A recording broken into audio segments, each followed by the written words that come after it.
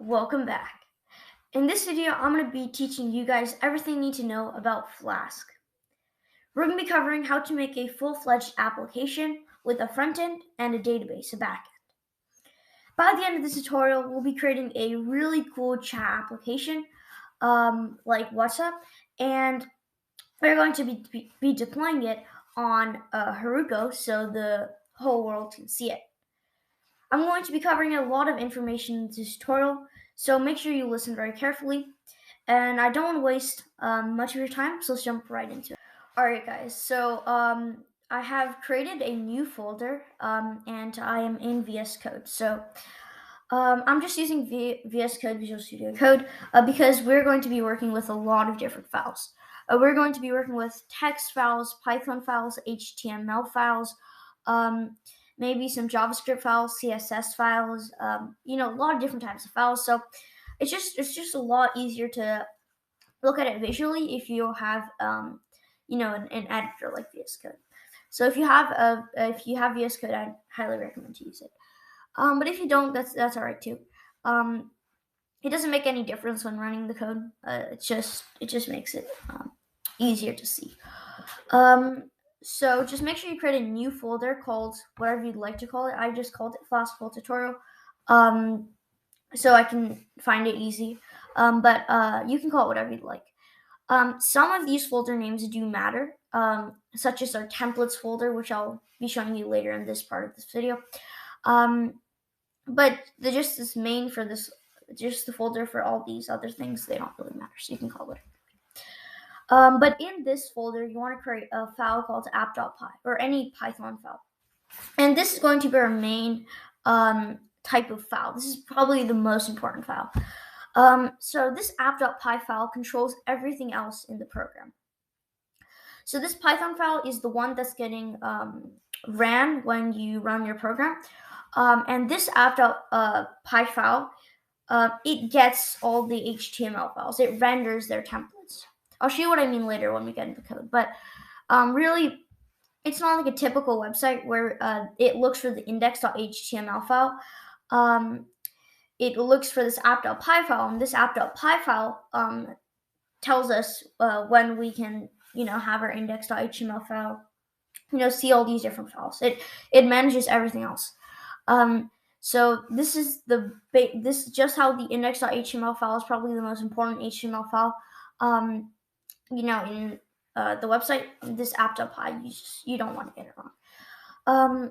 So we have our app.py, and the first thing we want to do is we want to import Flask. Now, Flask is not a built-in library, so it's a third party, so we got to install it with pip. Just put a comment there. So you want to open up our terminal, and we want to say Pip Install Flask. That's it. All right. So we want to say Pip Install Flask with an uppercase. Just taking some time, and it says my requirement is already satisfied. So for you guys, it shouldn't, unless you've already installed it before this tutorial, which you might have, it would say requirement already satisfied, but it should install. If you have any problems with that, feel free to email me or put it down in the comments. All right, so after here, we can import Flask. So we can just say from Flask import Flask, just like this. We can also import everything from Flask if you want to do that too, by saying from Flask import all. This asterisk is all in Python. So it's kind of like in my mind now when I read it, I just say all, but it is asterisks. So I'm just going to do this because there's a lot of things in Flask, and I just want to only take the things that I need. So we're going to be using Flask render template. This is how we get other HTML files and show them to the screen. Really, we're rendering their templates. We want redirect, and this is going to go to a different page in our HTML files. It's going to go to a different page. We want request. Okay. we want, or I think it's S here. No, it's request. We want, or I think that's probably it. Yeah, that's probably it. So this is really all we need for this part of this video. We are going to be using other libraries that we're going to need to use. But this is it just for this part of the video. Okay. So now we need to create our application. So if you done Tkinter or another framework, a GUI framework, maybe PyQt5, something like that, you know how we have to create our screen first, and then we can put all our widgets on top of that. Here we need to create our app, and this app we can do things to that. So basically, want to create an app, and how we do this is we say app is equal to Flask parenthesis underscore name underscore. And this creates our app. I'm not going to go into detail what this code means that much. Just know this is how you have to do it to create your app. Now what we want to do is you want to create our first endpoint for app. Alright, so what does this mean? So in any in Flask, I'll just say Flask for now. We have URL endpoints, or in anything we have URL endpoints. So for example, in Excel, all right.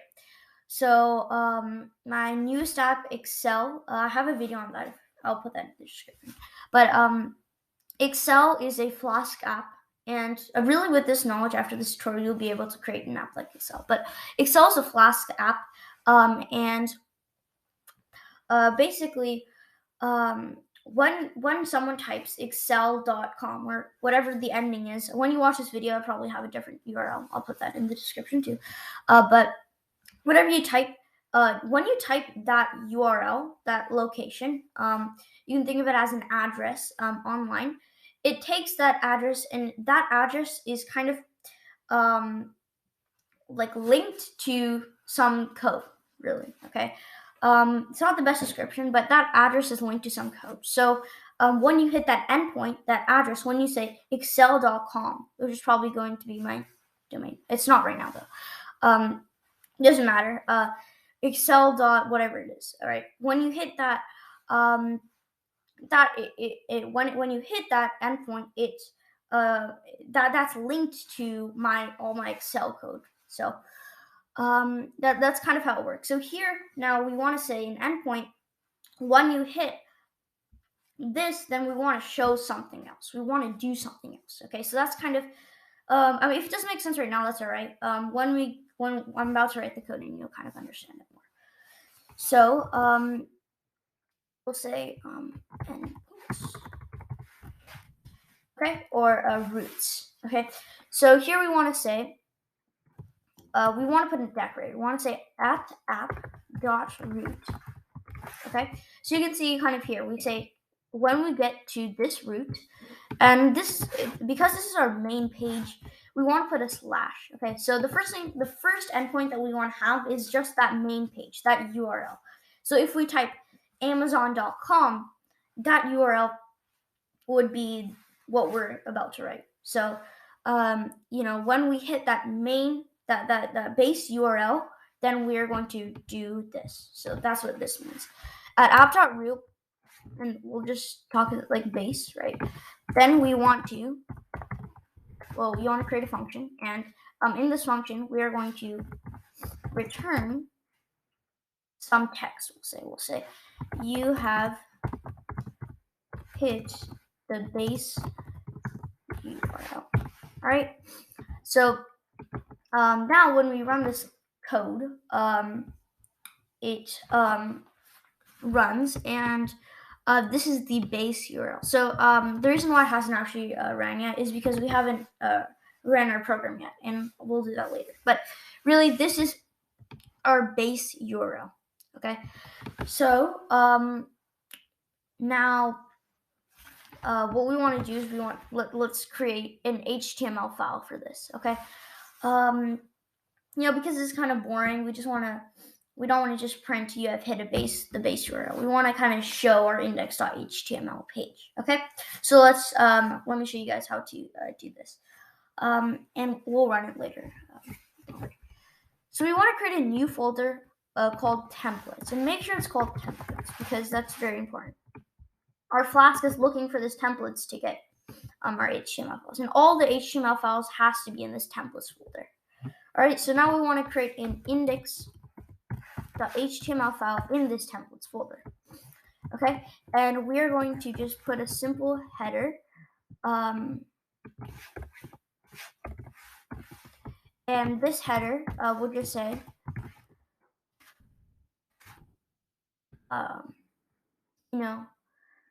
we'll just say the same text. All right, you have hit the base URL. And obviously we can put whatever HTML code we want here. This is just the first part of this video. But you have hit the base URL. Okay, so now instead what we're going to do is we're going to say return, and then we want to render the template of this index.html file. Okay, and let's see how this ran. All right, so let's run this. And we can see it doesn't give us any output. Why? As I kind of mentioned earlier, is because we haven't defined or we haven't actually ran this program yet. So how do we do this? We just want to say app.run. That's it, and we can run this. So you can see that it kind of has a different output, and it says that it's serving Flask app. It's lazy loading. That's talking about this right here. It says the debug mode is off for now because we are developing this. We can actually set this to true. This will just give us a lot more information and a lot visual kind of or more information on the errors that we get. So you can put that to true. And yeah, and it says that it's running on this port. So great. Let's just run this again so I can show you the debug mode is true. And these applications, they may take some time to run, but now you can see that it is on. The debugging mode is on. And just remember this pin, this debugger pin, because that's kind of important for the debugging. All right, so let's follow this link and see what happens. Perfect. So we've hit the base URL, and this is the base URL right here. So now if we say, let me just change this a bit, and let's change this to index.html. So now when we go to the site, when we run, it gives us an error. It can't reach this site. It says that this URL is not found. Why? Well, we're at our base URL. What's happening? Well, we haven't actually defined the base URL over here. We said, not defined, sorry. We haven't said what to do with the base URL. So there's nothing in our endpoints that shows this URL. Even though this is the base URL, there's nothing that the URL is not defined here in the Flask. So that's why I'm saying that this Flask is so important, is because it's not just going to the index.html file, it's going to whatever this said. So now you can see, now we have to type index.html to show this page. And we can change this to whatever we like. We can change this to index, maybe just index.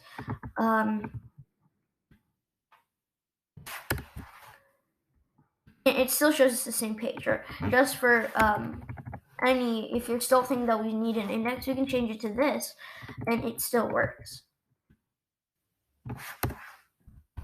What is that? GHJN. Okay. And you can see it still works. So whatever you set it to, it is. So it's not just going to the index.html page. So that's why you can see how this is really important. So now let's kind of play around with this and see what we can do. So let's create some more pages. Or let's actually start designing our chat app. So our index.html site, how would this kind of work? Maybe we want a header, like a top knob or something, and we want it to show. We want to be able to create chat apps. We want to be able to delete them, things like that. So let's code. Let's write some HTML code for that. Now, the HTML code is not really what we're worrying about. We kind of want to talk about Flask, so I'm not going to spend too much time into creating an HTML type interface. I will do that just to show you guys, after, like while I'm not recording. But you guys can make it however you'd like. It's going to work the same as long as you have this Flask, right? Okay, so let's just create some more pages. Because I want to show you something else. I want to show you actually two other things that we can talk about. So let's just create a new page so I can, let's keep this. We'll say this is the index HTML. And we'll put this in an H1 header. And now let's create a new page. And we can say,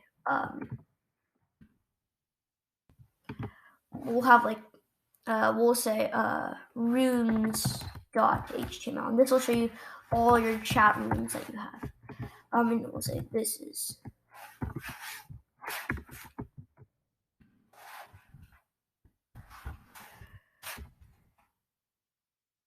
rooms.html. Okay. So now let's define an endpoint for this room. So we'll say if you go to /rooms, then we want to show all the rooms.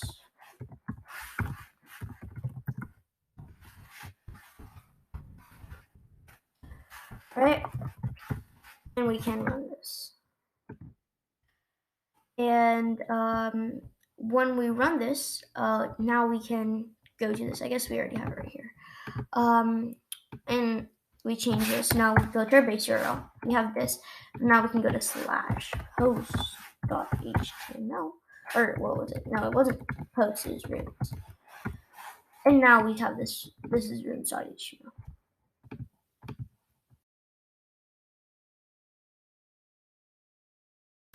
Alright guys, so welcome back. In this video I'm going to be talking about template inheritance.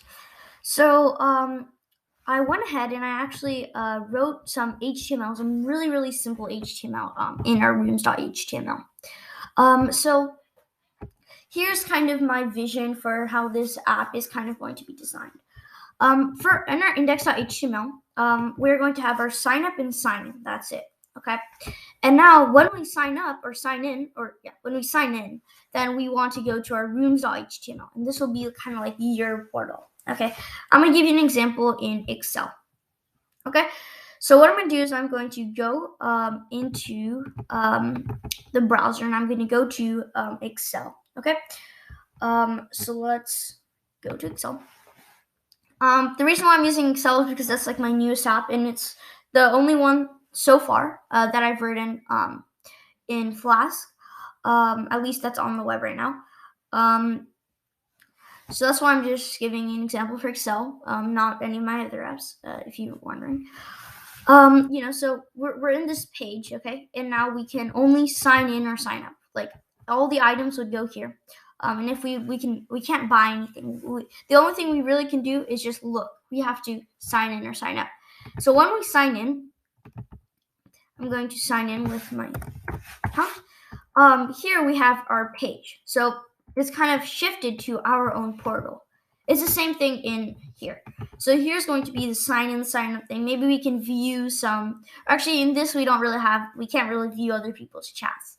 But maybe we have some like customer service or something like that, right? But then when we sign in, then it redirects us to our own type of portal. It's just really simple website. So this is our rooms.html. So it looks like this. So now in this rooms.html, we can join our chats, we can create chats, and in this white space, it's going to show all our chats that we have. Like how in WhatsApp, you have kind of all your chats there, and you can like enter the chats and chat in there. Same thing here, except we have it right here. And then in this left corner, we want to show our username. Okay, and this username data will all be in our Python, because what's happening is when we sign in, it's giving whatever we entered as our username and password. It's putting into the Python, and whatever we want to use to verify that it's valid, it's a valid account, we can do that. And with that, we store our username and password variable in our Python. You can't really store variables in HTML. So we store that in the Python. So now what we want to do is we want to get that data from the Python, and we want to put it in this left-hand corner. So I'm going to show you guys how to do that. If you guys are confused, I know I said a lot of information right there. It's all right. It's just I'm just trying to take a variable from Python and put it in our HTML, and that's all I'm just talking about right now. Okay. And I was just explaining the importance of that. So basically, we have this variable called prunov, and let's say that's our username that we got from our database. Whatever. All right. So now let's try to show that in our rooms.html. So how are we going to do this? So in our rooms, what we want to do is, let me just fix that for a second. What we want to do is we want to define this variable actually in this render template. So we can say, username is equal to a, okay? And that's going to give us our username. Sorry about the background noise. And that's going to give us our username. So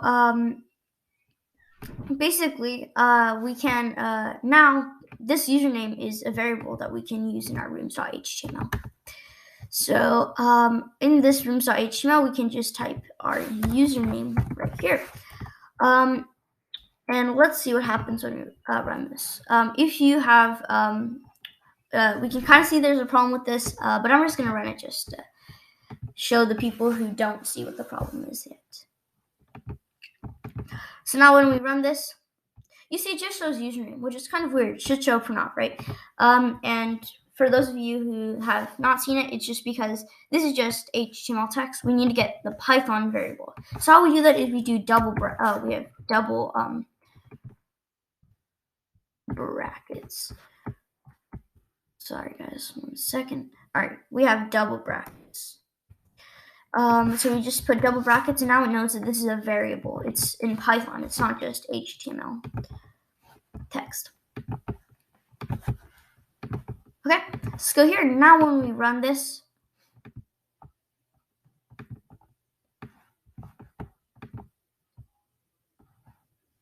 okay, so it should show our prunov here, and it's not. So let's try to debug that.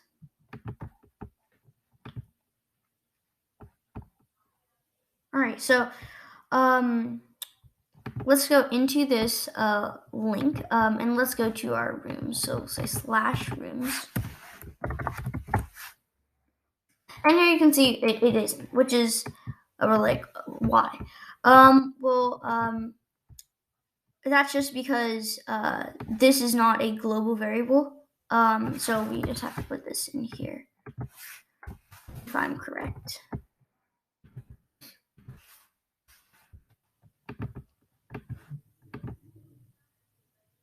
Okay, so now when we run it, we get this prunov. So that's just because if it's out of the function, it's not actually it's not global. It's only in here. So if we go into function, that variable is actually not defined.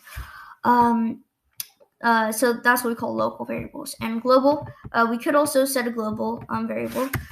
We could say global A, and then this should work too.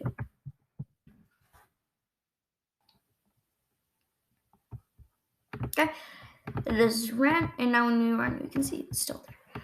All right, so that's kind of the first part of template inheritance. Where that is. Another thing I want to show you is how to kind of do a lot of things in what we call Jinja. And Jinja just allows us to write all this Python code in our HTML. So I'm going to show you how to write, we'll say like a for loop in this HTML. Sorry. So inside our index.html, let's create a list. Okay, or let's just create a list right here. Okay, we'll say list is equal to, and here let's define all our different chat rooms. Okay, maybe this one is room 1, this one is room 2, and this one is room 3. Okay, and now let's try to show all these rooms inside our HTML. So first of all, let's put a global variable for this. So we'll say list, and now we can actually say list is equal to list. So, okay, and let's try to show all these rooms. We'll say that the list is rooms inside our rooms.html. How do we do this? So of course we can manually kind of say, or we'll have, like, let's say an h2, and we'll say list, and we can say like 0, and run it like this. So let's run this again, and see what happens. Oh, okay, well, we get an error. List is undefined. And this is what I was talking about when I said the debug mode. If you didn't have debug on, then this wouldn't work. So it says that the list is undefined. Why? So go localized it here.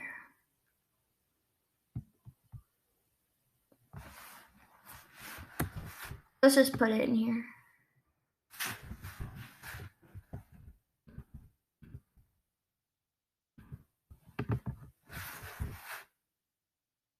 All right, so now it works. Yeah, I guess it just couldn't localize the list. But so you can see that we have our first value in the list, and it works perfectly. But we can't really manually enter this out, right? Like, for example, let's go to Excel again. It's just because it has a lot of similarities, because I'm using everything that I'm using here in Excel. It's a Flask app. So in Excel, we can't just manually ask it to show all the items from the database. Okay, we're not manually writing that. Right now, there's no items. But now, for example, if I create an item, right? When I create an item, I haven't manually asked it to show this item. It's just showing all the items in the database. At least that are all the items in the database. So we can see this item here, but I'm not manually writing to show all the items, right? Because that's ridiculous. I can't be manually seeing all the items and writing here. It just doesn't work that way. So what we want to do is we want to have kind of like a for loop. We want to say for the amount of items in the list, then we want to show all the items. So let me show how to do that. So what we want to do is we want to create a for loop with Jinja. So we want to say brackets, and we want to say the percentage signs. And inside we can say for, we'll say room in list. Then we can say room dot, or wait, yeah, we can just say room right here. So now we can end this for. Make sure you end this for, or throw you an error. So say end for. And now let's run this and see what happens. Voila! So now it actually shows all the rooms, and that's perfect. So after we can make any type of interface you'd like to show the rooms. It doesn't really matter that much. After this video, I am going to create my own HTML interface, but it'll be the same. So if you'd like actually to see all this HTML code, I will at the end of this video I'll push it to GitHub, and I'll give you the Git repo in the description. That's it for this video. Alright guys, so in this part we're going to be talking about how to create a database and how to hook up our Flask app with the database. So to create this database, we're going to be using a third-party package, a library called Flask Sql Alchemy. All right, so here we can kind of see that I have this already imported. So you just want to say from Flask Sql Alchemy import Sql Alchemy, just like this. And if you haven't already installed it, then you can just say from or pip install Flask Sql Alchemy, just like this. Pip install, or not Flask Sql Alchemy, just Sql Alchemy. Pip, and that will install it for you. So you can see mine is already satisfied. So now what we want to do is we actually want to kind of create a database. We want to configure our app with a database. So we want to, add a database to our app. So how we do this is we type this code. So we want to say app.config SQL Alchemy database URI equals, and then whatever our database is. So I'm going to use an SQLite database in this tutorial. And after this, we just put our name of our database. So I'm just going to put chat.db so it's easy to see. Here, SQL Alchemy database URI. So this is the URI of our database. For those of you guys who don't know what a URI is, I will make a video in the future, maybe in a few days from now, called URIs vs URLs vs URNs. So basically, URLs and URNs are basically like subdivisions of URIs, if that makes any sense. So yeah. So a URI is a URN plus a URL, and a URL is the location, and a URN is the name. All right, so I'm not gonna cover too much about that because I have a video for that. Put that down in the description when I make it. But anyways, this is how you create the database. And now what we want to do is we want to actually create the database. So this is just adding the database, or how do I explain this?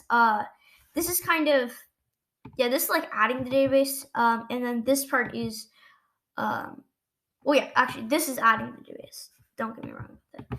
And then now we can do this. So we can say SQL Alchemy, and then inside this we put app. Okay, so these two lines of code will create our database. So the reason why I'm not going to talk about this is because I'm probably just going to make it more confusing. So, but just think of it like this: like these two lines are the how you add a database, or how you create a database. Okay. So let's run this and see what happens.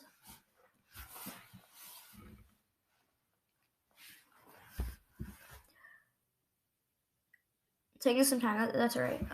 And you can see that it ran perfectly, and that's great. And yeah. Okay, so that has actually created our database. I'm just gonna check, make sure I didn't miss anything. In my cheat sheet. I guess we're good. Okay, so now we can create our tables in our database. So for those of you guys who do not know what a database is, it's really anything that you store similar pieces of data on.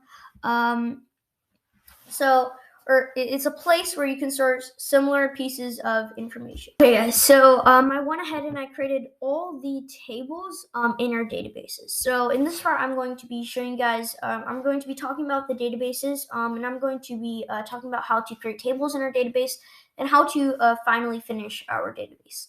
So let's jump right into it. So we finished creating our database with these two lines of code right there.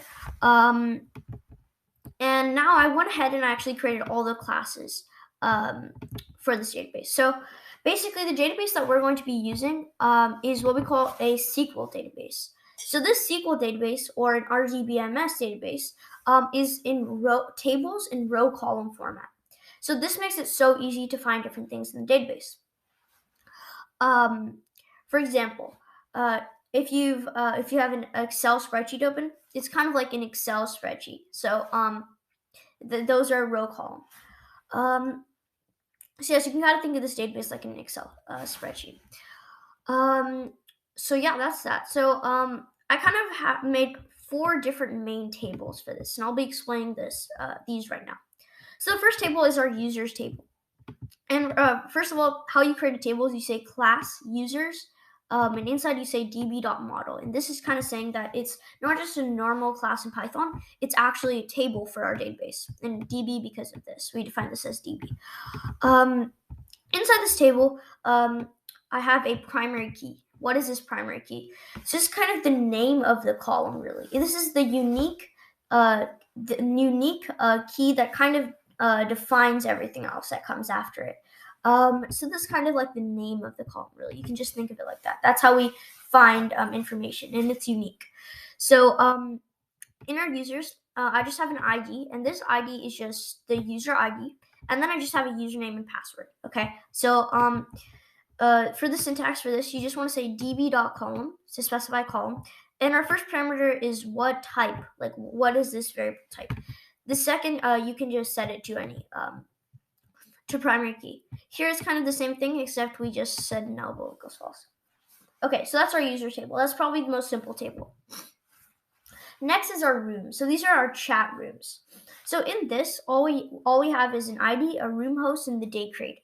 That's because these other 2 tables are really storing most of the information that you're looking for in this room. Okay, so this rooms table is just composed of the room ID, the room host, and the date that this was created. So we're kind of talking about the integers and strings, right? But this datetime is this is a data type, and in this SQL Alchemy, and this is this can store time. So what I just did was I set this default to the datetime right here. So I just imported datetime up here.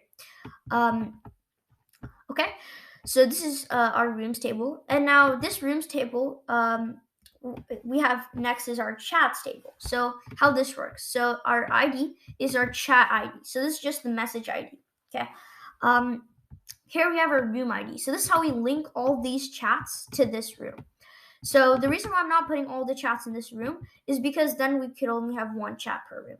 Okay, if that makes any sense. This message is just the text that the chat is, and then it has the date posted, and it has the person. So this is the person, the ID of the person that has sent this message. So how this would work is when we go to our room, it's just going to filter out all the data that all the chats with the room ID of whatever room you're in. Okay, so that's how we're going to design that. Finally, our room users. So this is just going to have all our users in a room. So just the ID, and this is the user ID. So it kind of says in this comment.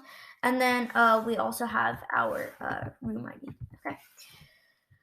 So I just kind of scanned through that really quickly. But essentially, this is how you create. These are our classes that we have right here. So that's why I just wrote them before to save some time. Once again, all this code will be in GitHub. So, if you've missed anything, or if I'm going too quickly, you can just look at the code in GitHub. Okay. And also, if you have any questions, feel free to put in the comments down below. All right, perfect. We'll just give you a scan at this. You can pause the video if you'd like to see it. All right. So now let's actually add all these tables into our database. So how do we do this? So this is the moment of truth, creating our database. So let's go to a new terminal, a Python terminal, or command prompt. And inside here, you want to say from app import db. Now, in the start of the video, I talked about how naming app.py is pretty important. So that's here. So this is not some module. It's the name of the Python file. So make sure if your Python file is named like index or main that you actually put from index or from main import db. And this is just going to import this db. Okay. And now we want to say db dot create all. And this created our database. Amazing, right? So if we go in our database and we can display this, you can see that we have all our tables here, and our database has been created.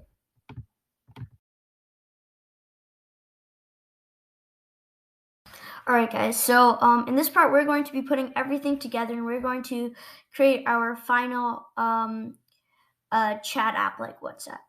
So I went ahead and I actually created my pages, and I'm just going to show you guys how this looks. And then we're going to go into our Python, and we're going to write all our Flask code to handle all these pages, and we're going to finish our site. So this is the second to last tutorial. The next one, we are going to actually just be deploying it, and we are done. Okay, so let's just go here, and this is kind of like my first page. So kind of have username, password, just small thing, and this is my index.html. So you can see just some simple CSS in here. I'm actually going to change a bit of this code right now, just so it could look a bit cooler, just kind of like my colors. Usually I have like a black and gray type color thing. But yeah, so you can see I have this page right here. Then I can create an account. I haven't actually defined any of this yet, which we're going to write all this code later. But then I can also log in here, and then I can go to my login page, which I haven't also defined. So yeah, that's that. And this is also responsive. So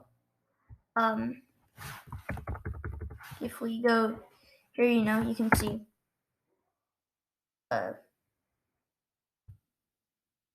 yeah, my computer's kind of slow right now because I have a lot of things running, but you can see it's kind of responsive to right here. But anyways, yeah, so that's that. And yeah, okay. So let's define everything. So this first page, this home page, how is this going to work? So right now I have this form, and we want to define a method. So this method is a post method. I have a tutorial on REST APIs, which I kind of talked about earlier in the video, but it talks about the different types of it talks about the different types of requests and methods that you can use. But basically, this is a post method. We are writing data, and really, I have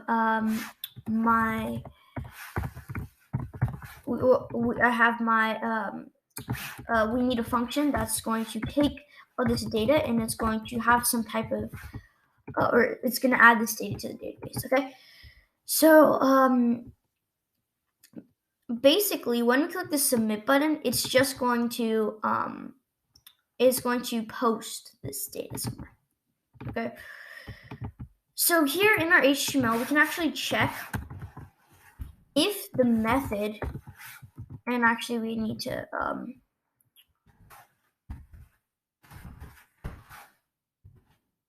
things like that. Nope, it's just method.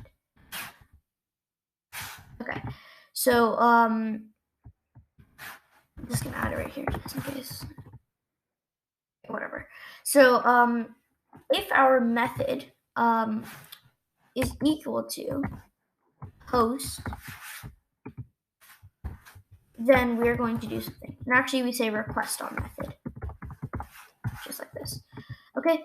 And up here, we actually need to find the different types of methods. So by default, we only have get, so we need to say post here. So because this method is post right here, when we enter, it's going to hit a post. It's going to hit a post method. So when we have this post method, it checks if we have a post method, and then this means that we've hit submit. So when we hit submit, now we can write this data to the database. So we can say our username is equal to request.form, so it's getting this form, and then the username. So basically I have two different inputs. I have my username and I have my password, and we're looking at this name. So you have to make sure the name is username. So this is what matters, name and ID. So I have my name here, and then my password is request.form password, just like that. So yes, that's how we would do that. And now we can add this data to the database. So we want to say is db.session.add. Inside here, we want to say the table that we're adding to, so users. Inside here, we want to say our username and our password. Okay, just like that. And now we can actually commit this data to our database. Okay. So this is all we really need for this. And then after we can just render this. So if it's not a post, then we can render this. Let's see how this works. Okay. And but before we do that, let's define our login route.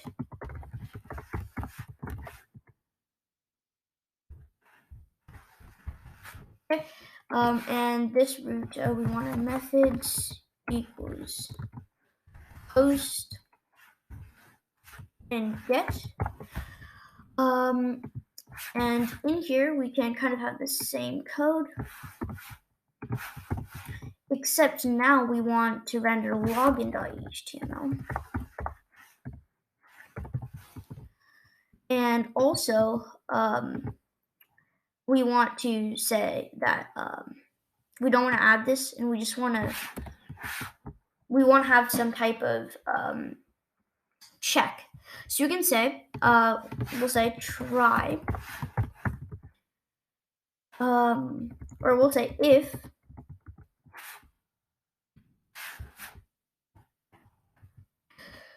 so really this username should be unique, I'm thinking. Okay, so let's actually go up to our database, and we want to change this username, and we can say how do we say this? I think it's unique equals true. I think that's it. Oh well, we have an error here.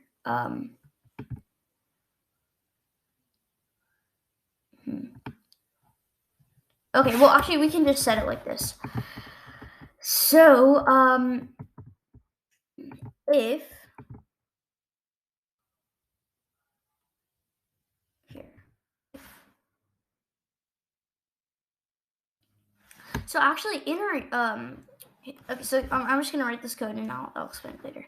So basically we want to say if users dot query dot filter by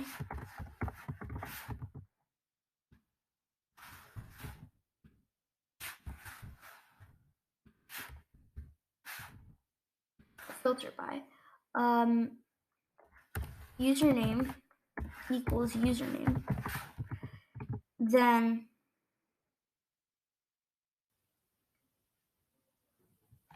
or actually we'll just say this.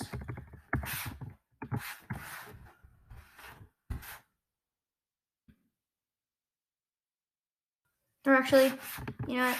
Yeah, we're gonna try this, and then we can say if username dot password equals password. Equals password. Then we can set or then we'll pass this here.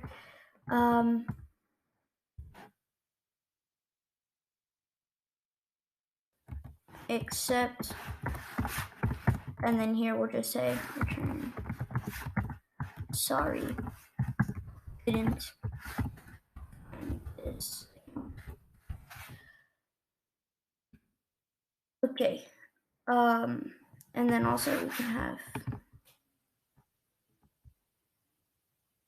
all right, first let's fix these errors. So we need a function here called login. That's it. Okay, so let me tell you my thought process. So if the method is post, that means if we click login, then we want to get the data. So we want to get our username and password that we entered. All right, and we want to check and see so here's how we get data from our database. We want to say the table, and then we want to say .query, and actually I want to say .all here, and then so we want to say if users.query.filter by username equals username.all password. So this is saying if in our users table, we want to say in our users table where our username, the username is equal to the username that you entered, and we want to see if this in this row, if your password is equal to the password you entered. Okay, so basically it's saying that, for example, when you sign in, right?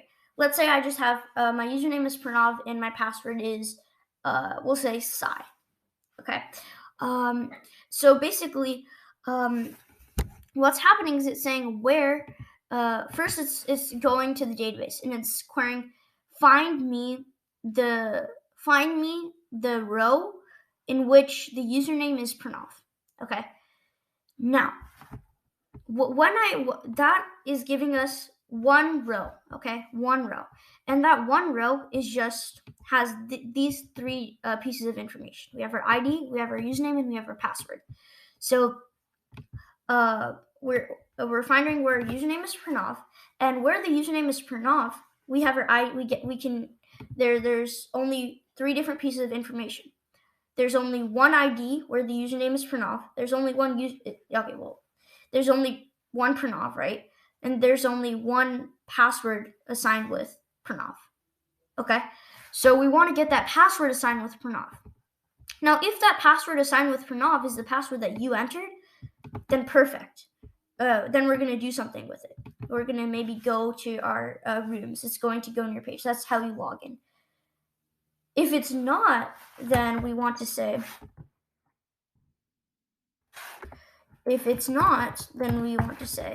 sorry, couldn't find your account. Because that means that you haven't entered the correct password. Now, we have a try and accept. Why? Why do we have this try and accept statements? This is because if there's no row or column with row with the username of Pranav, then it'll throw us an error. It'll throw us the error that list is empty. There's no items in the list. We can't get the password assigned with this username because there is no it's not in our database. There's no this username is not in our database. So it's going to throw us an error. So now we know this error is going to happen. So we're just going to catch this error and we're just going to say, sorry, I couldn't find this account. Because now we know the reason that the error is there is because you haven't created an account. Okay. If that makes sense. So that's how you can have any different any way of checking if they're valid, but this is just a way that I just thought of right now. So yeah, so now and if you have any questions on this, like specific questions, then you can just put them in the comments. I just want to remind you of that, or even email me. I'll send you my email in the description. Okay, so now if this is right, you have logged in. We want to do something. So let's actually redirect you to this rooms page. Okay. Say redirect to rooms. Okay, so this is just going to go to this rooms page right here. We want to return this. Okay. Yes.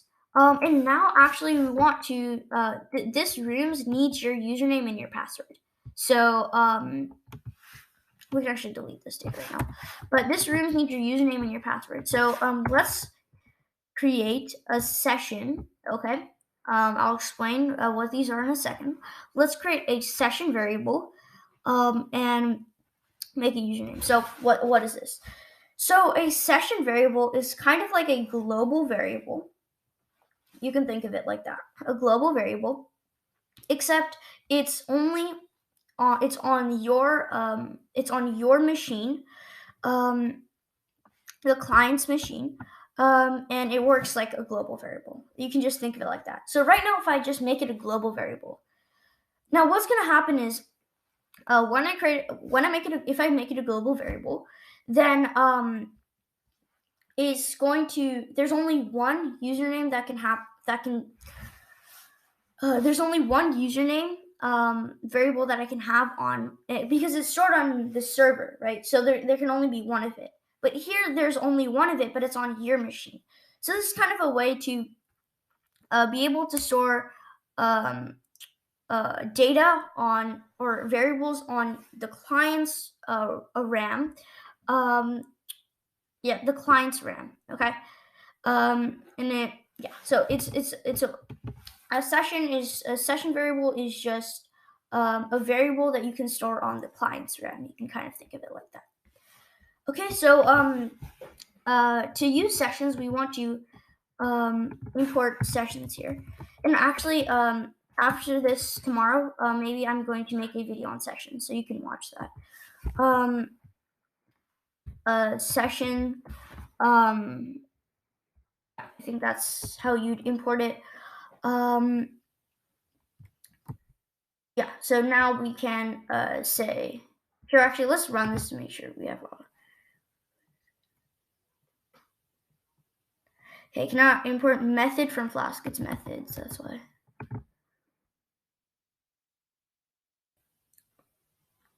Okay, cannot import methods from Flask. Okay, that's okay. I just delete this right here. But I don't think we even need to import it.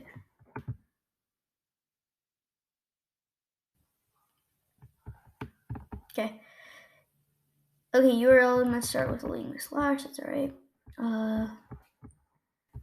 That's right here, I guess. Slash login. Okay, so that's it. So this worked perfectly.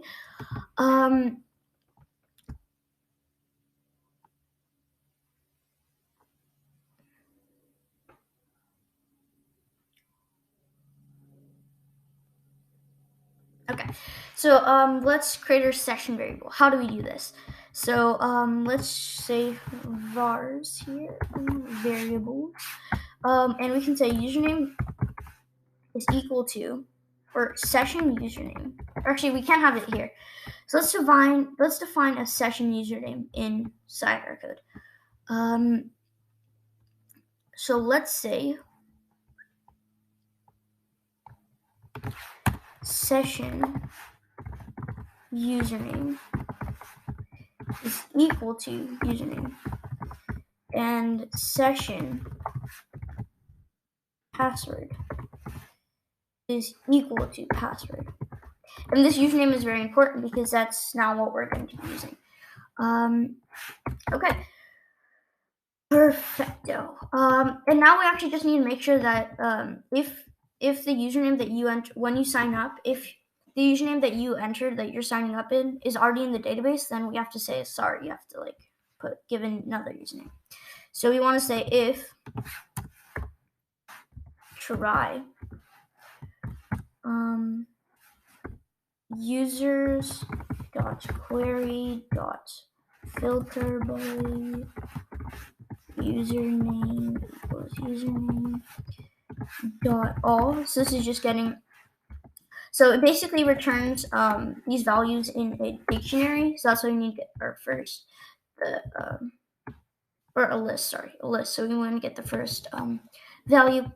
So this is just saying in the users table, we want to get our the row where the username is equal to the username that you entered. So if this works, then we know that if it doesn't throw the exception that there is no username in our database, then we know that the username is in our database, right? So that means that that means that it's already in the database, so they can't add it. If it throws us an exception that it's not in the database, then we can actually add it. Okay. So all, and then we'll say dot whatever username. Okay. So it should throw us an error, and then we can say do this. Okay. If it doesn't, then we have to say sorry, this username has been taken.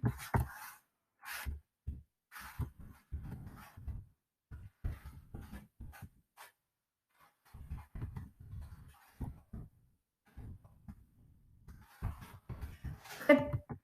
So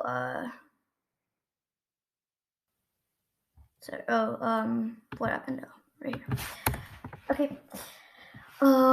So that's that. Now let's go into our rooms and we can do our things here. Okay. So in our rooms, we just want to say username. We want to get our sessions. So username equals username right like this. And we can say our password is equal to our session password. And this is just going to get the data that we entered in our sign-in. Okay. And now let's go to our functions that we need for the functionalities that we need. Okay, so in our chat application, let's run this and we can see all the things that we need. Well, first of all, we need to get all the rooms that we have. Okay, so this would be, we'll say rooms is equal to rooms dot query dot all let's say room, yeah, rooms one. Okay, so you don't get mixed up. So we're gonna say list. List query dot all and which you are in. Actually, how do we need to find the rooms, we can't have all the rooms, right? It's only the rooms that you are in. Okay. Okay. How are we gonna do this? So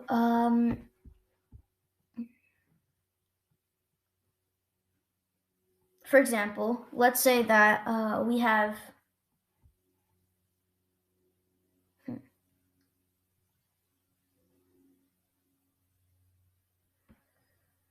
so you see how in our room users we have our room ID. So maybe we can do something with that.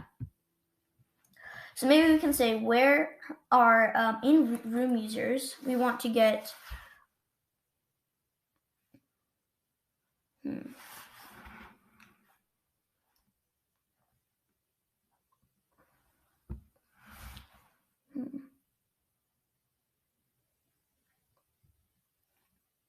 Oh wait, actually we could do it like this.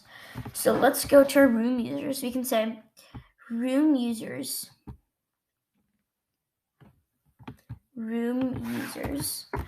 dot query dot all and we want to say dot filter by this is a lot of code right here, so just a username equals or no ID or ID user ID, whatever that is, right? Or how did we structure this database? Or not, sorry, how did we make this table? Yeah, so just ID actually. ID is equal to users dot query dot all filter by username equals username. Just hold on for a second. I'll explain this after. Just you can write this code with me if you'd like. Dot all. We want to get this first. We want to get dot ID, and that's going to get the ID. And then we want to say dot all. Then we want to get the room ID. Okay.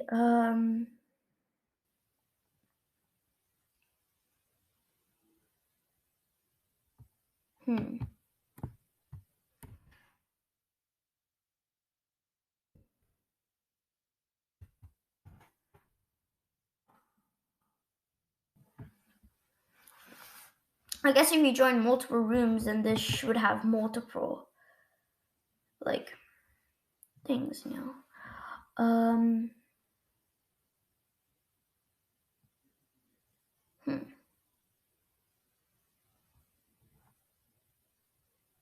I guess we'll just say .all right here, and then we'll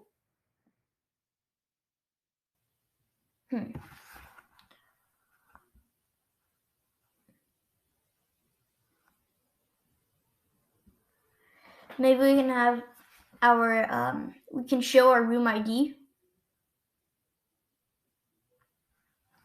Well, that wouldn't really make sense.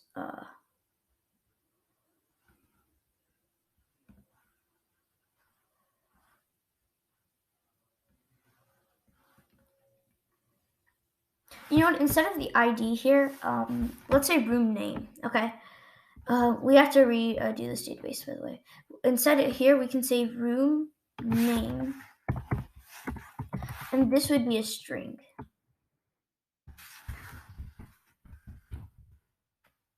Okay. Okay. Now here we'll have a in our room we need our room name. Room name, and then this should be a string. Okay. So that's a string. And now we can say down here, instead we want to say room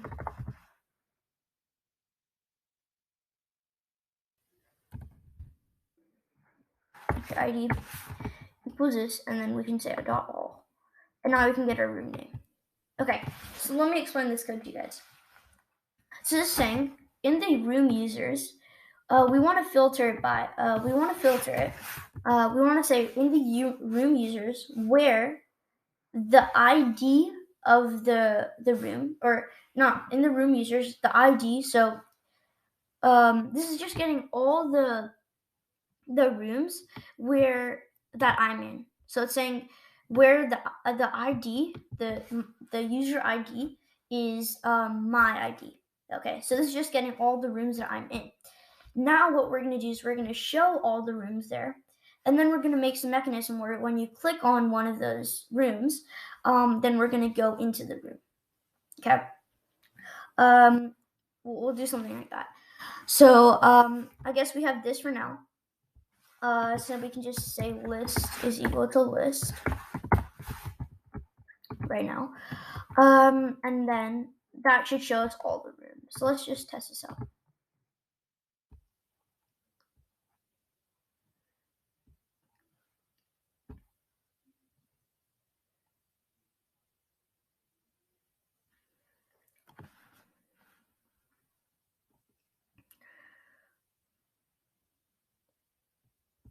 Okay, let's go here and let's create an account.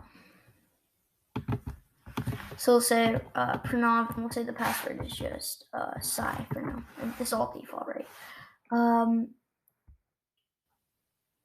Say Sai, and now we can create an account.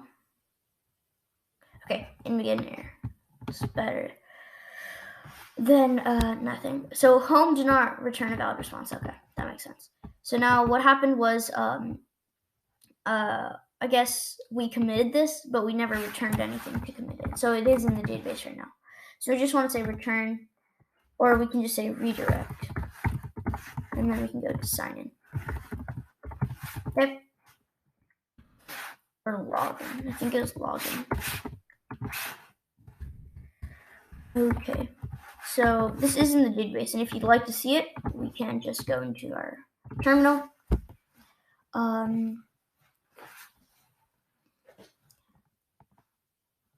It's just loading for a second. We can say from app equal import baby, and then we can say, well, and then we want to also say users because that's a table, and then we can say users query all, and you can see that there's a user in here. So now if we go to users query.all, and we get this first one, and we say username. You can see that's me right there. Okay. So now let's actually log in. Okay, the site can't be reached. Okay, weird. Oh, that's just because I didn't run it. That's not a big deal.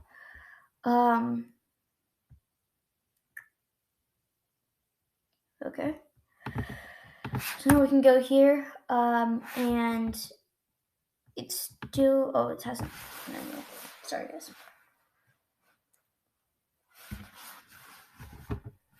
I should delete these two right here.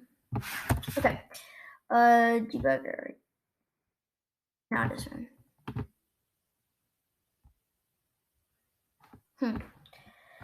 I guess it was already on. Let's see what happened. So /login, and this is /login, and then our login.html is this code.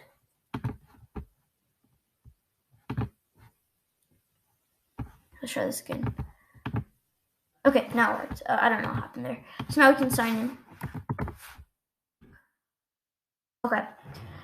So, what happened? I guess, did it even go to the... Yeah, I don't even think it hit... Yeah, see, there's no post here. So, I guess I forgot... Oh, yeah, so I just forgot to make the method post.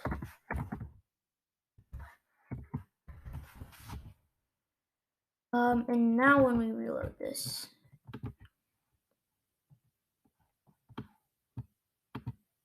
I guess I need to reload. I need to run this again. So now when we run this, it should work. Okay.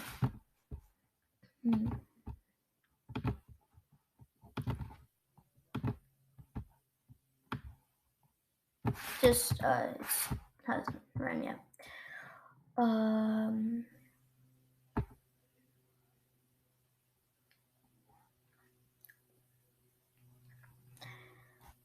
Okay. Okay.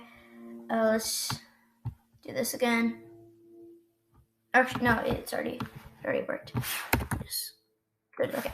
So now we can sign in. Okay, and it gives us an error. So sorry, cannot find this account. At least it's better than nothing.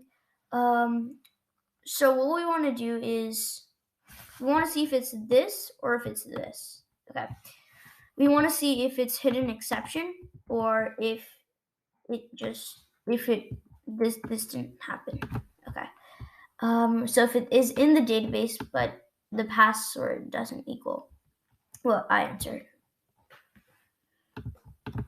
Okay. Okay, so it says account 1. So that means it's hidden exception. So maybe it's a different exception than we're thinking. So let's take this exception off. This exception thing off. Okay, and see what happens here.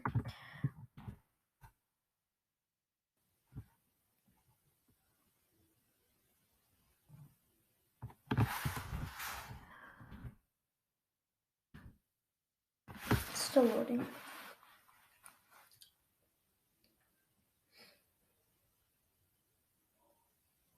Okay, so we can see here.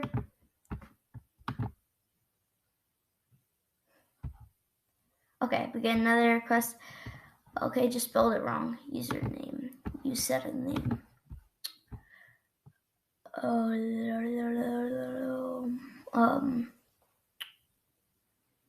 Username. Where did I say that? Invalid request. User says no property username. Right here. Look out here, that's good.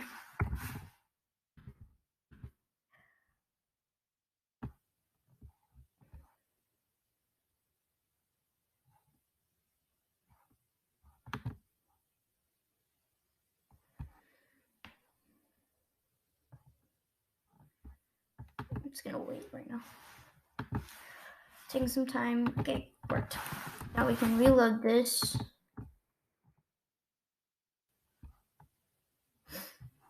Site can't be reached.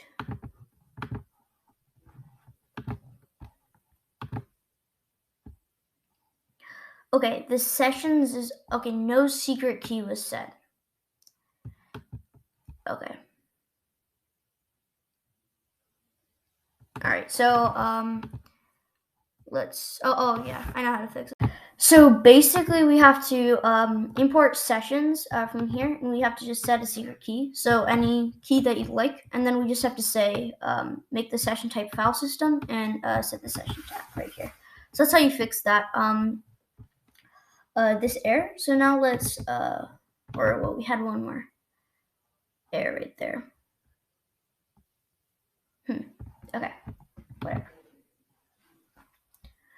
So when we run this,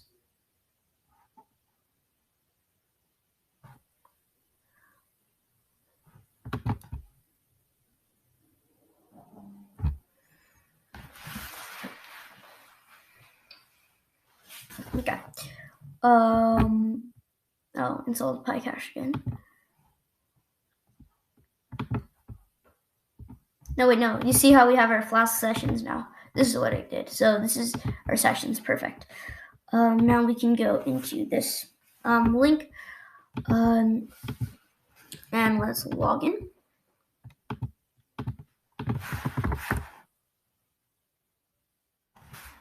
Come on. Okay. Okay, perfect. So it's actually this worked pretty good. So it's already in our rooms right here. Already in our rooms. So in our rooms endpoints. Did I just delete that? No. Okay. So you see, it's already ran through this. So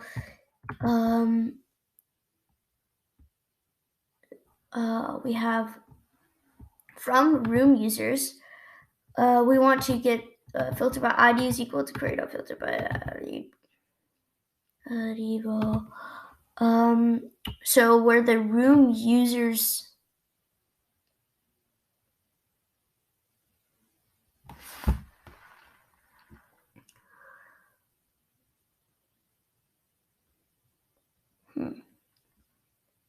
So it's basically, it's already here and it's checking where the room user's ID is equal to, it's not, it kind of has, that's here's where the disconnect is. So I guess we gotta redo this database because we changed it a bit. We'll see if this does anything to this problem.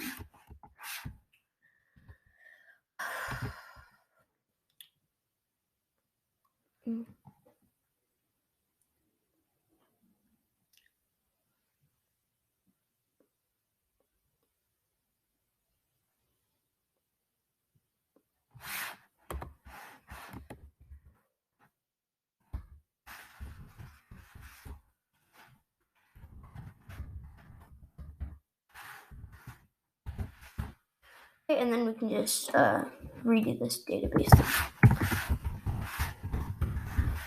Okay, so let's run this again.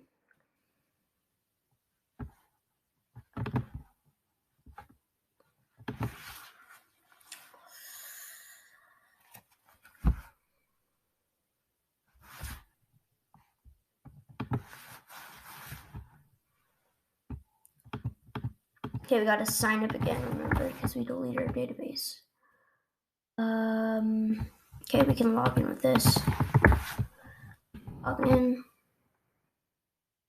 Yeah, we're in our rooms. Amazing. So it worked. It worked perfectly. And now just to test this out again, we want our name in that corner, right? So we can say in our rooms.html, here's our username. So we'll say username equals username. And that'll do that. Okay, so now let's check what functionalities we need now. So we need to be able to join chats and we need to be able to create chats. Okay. So let's make it where we can join chats or let's make it so we can create chats first. Okay, and then we can join chats. And I'm because it might take a long time to talk about all the functionality of the chats. What I'm actually going to do is I'm going to code all of the functionality of the chats after this video because that's not really what we want to talk about. I first want to show you how to do this because it's kind of in the Flask, but to do the chats, create those. I'm not going to talk about that in this video. Maybe I'll create another video talking about that. But for now, all we're going to do is we're going to just be being able to create chat rooms and being able to join chat rooms. We're not actually going to create the functionality of the chat just yet. But I will create it after this tutorial, and I may make a tutorial on that. Doing that, and I'll give the URL in the description. But I just don't want to take too much of your time in this tutorial talking about how we can actually make the chat rooms and things like that. But I will make another video if you guys are interested in that. Okay, so first we just want to be able to create to join a room. So we'll say @app.root, and we'll say / this cool color now, right? / join or create room / and then this will be the room name.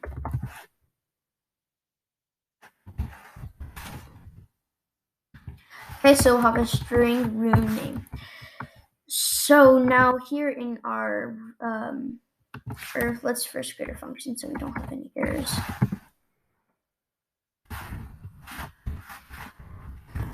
And here what we want to do is we actually want to let's look at our classes and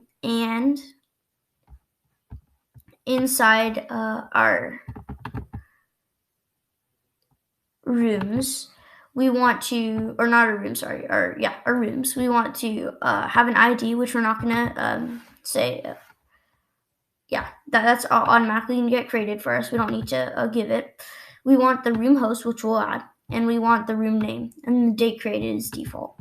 So these are the only two that we need. So the room host would just be the username, if you guys are wondering. And is that a string or is that an integer or a string?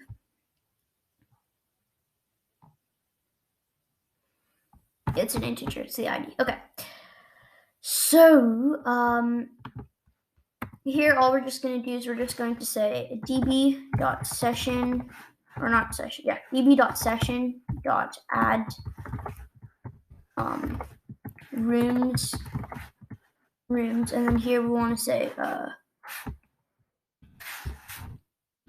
say room host, and then that'll just be session username, and then we can say room name, and this is just the room name that we entered. So room name, just like this. Okay, and then finally we just want to add this to the database. And then also, since we want to add ourselves, like as someone in this room, we want to say db.session.add in our room users. We want to add ourselves. So let's look at this. So all we need is our room, our ID, so which is our ID. So users ID equals users dot query dot filter by username equals username, and then basically this is going to get like this. And this is going to get the ID, our ID. So dot all, and then dot ID. And so ID equals users dot, what happened here? Oh, session username. Okay, so it's gonna say, we're gonna filter by our username equals session. So this is gonna say we want to add our ID, and our room ID or room name, right? Yeah, room name, and then this room name is equal to the room name that we gave. So just like this.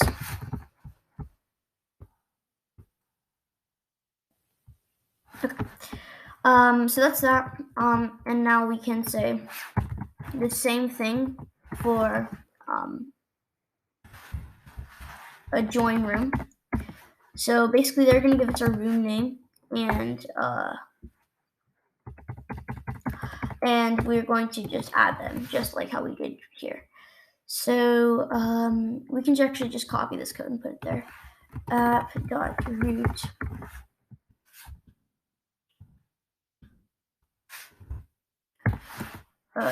join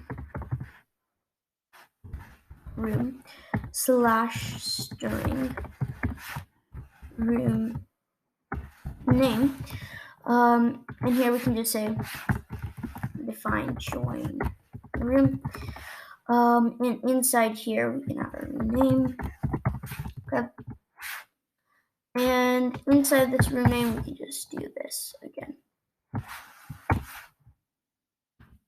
Okay. So that's how we do this. And now in our rooms.html, we can just put this here. So we can say href, we'll say on click. So you want to alert something. On click alert. And inside here we're going to say please enter room name. Okay. And now it's just going to redirect.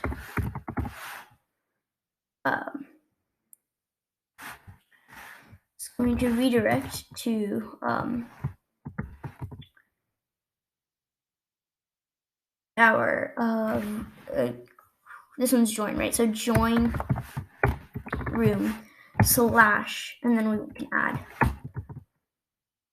And then we'll say a here, and then we can add it. Okay, that'll join chat. And now we can just copy this code and put it when we're creating our chat. Okay, create room. Okay, let's run this and see what happens.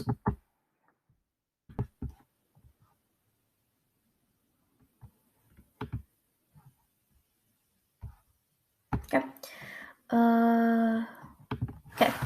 So now, okay, so you can see that we're in our Kernov here. So now we can create chats. No, wait, this can't be. Sorry, guys.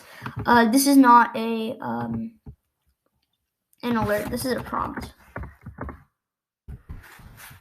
Okay. It's a prompt. Okay. So now when we load this, yeah. Okay. So now we can say like 1, 2, 3, 4. And that has the created the room or actually it hasn't even gone here. It hasn't redirected to the page. So,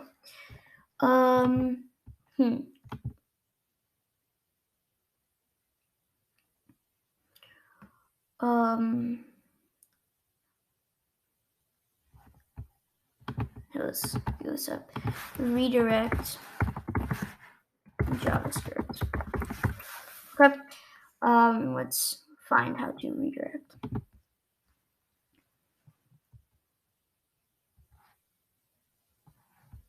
Okay, so we'll say location.replace.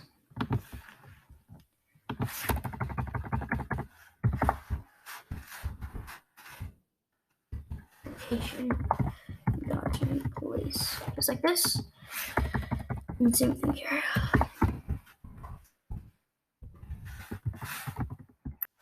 Alright guys, so thank you guys for watching this video. I hope you guys enjoyed. That's it.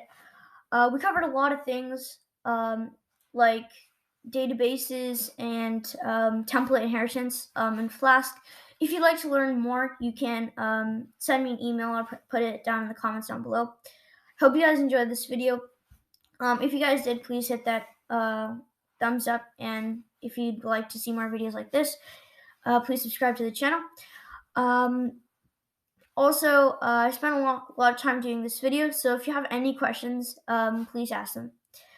As I kind of said earlier, we're not going to be covering the full chat application because it's kind of mained for just learning Flask. If you'd like to see that, you can email me too, but I will be making that video if you'd like to see it. But anyways, for more, you guys can check out any of my other videos. Now, since you're done with Flask, if you haven't already watched my SQL tutorial, which I kind of talked about in this tutorial too, I would be sure to check that one out.